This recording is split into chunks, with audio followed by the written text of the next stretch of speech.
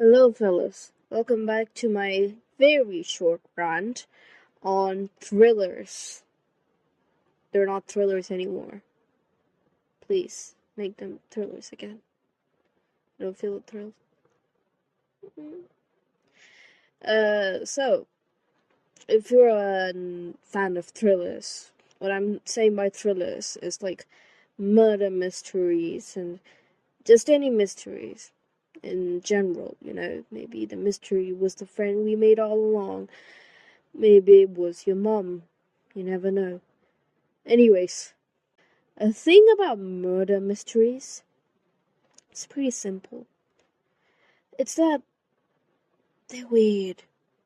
At first, when you were a child and you saw a murder mystery for the first time ever, you felt excited, happy, just thrilled.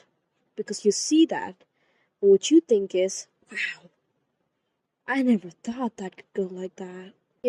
Because that's the first time you were introduced to the twist factor. You would have seen murder mysteries, and murder mysteries always have the twist factor. And the way you felt when you first watched a murder mystery and went, wow, that's so cool, was how the people first felt when the twist factor was invented back in the 19 whatevers.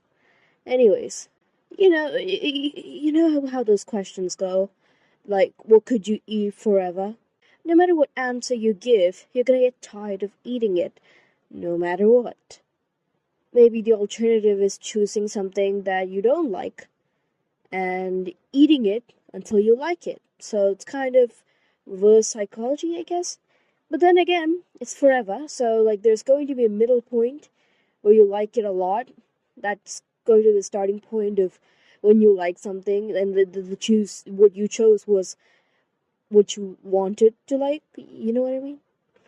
I don't. Well, okay. And then after that middle point, it all goes downhill just like the first one. You start to hate it. It's the same thing with twist factors. The first time the thrill of twist factors came out, somebody just was like, "Oh, you thought it was this person? Well, it's not. It's not them. It's actually this person." And you go, "Wow, I didn't even expect them." And that hasn't been changed at all. Like, there's no modification to that. There are a few modifications, like, oh, there was actually two people involved. It's the same formula. They set up the premise, they set up what's supposed to happen, and they give you one character that is extremely obviously the killer, and then a character you least expect turns out to be the killer. And then they give you the background story of the actual killer, and you're like, okay. But initially, you never were given the chance to think that person was the killer because you were never given the evidence to think they were the killer. The thing about mysteries, it makes you question. But it wouldn't make me question if there's nothing there to question. You know what I mean? Anyways, you get tired of it.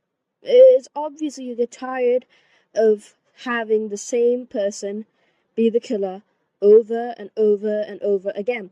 To the point you get to a point like me where you start assuming the impossible. And that is, you choose somebody who is most likely definitely not the killer. Because you know it's not going to be the obvious one. Because there's two ways, and both ways it becomes a boring conclusion. The first way is make the obvious person the actual killer. But that is extremely weird and extremely bad, and that does not make good television. That's just sad and boring.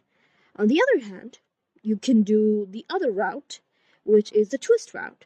But in the twist route, the problem is that it is still boring because you always assume it's the least expected. You don't know anything about this person or their background, or any clues. There were none. Anyways, that's the thing about twist factors. Now, what can be done to resolve this? To be honest, I don't know. I'm not. This is just an opinion, man.